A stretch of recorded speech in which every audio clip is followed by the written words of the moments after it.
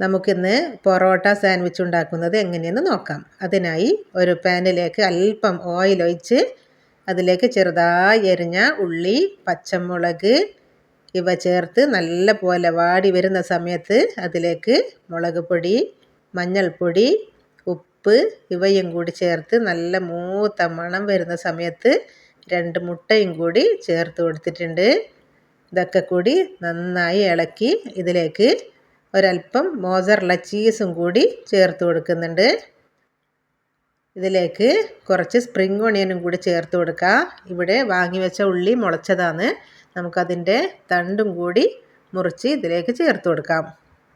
നല്ലൊരു മണമൊക്കെ വരുന്നുണ്ട്. നമുക്കിത് ഇതുപോലെ തന്നെ ചപ്പാത്തിക്കൊക്കെ കൂട്ടി കഴിക്കാനും നല്ലതാണ്. ഇത് കുട്ടികൾക്കൊക്കെ ടിഫിനിൽ കൊടുക്കാൻ നമുക്കിത് പൊറോട്ടേൻ്റെ ഉള്ളിൽ വെച്ച് സാൻഡ്വിച്ച് പോലെ ആക്കിയിട്ട് എടുക്കാം. വളരെ രുചികരമായ സാൻഡ്വിച്ച് ഇവിടെ റെഡി ആയിട്ടുണ്ട്.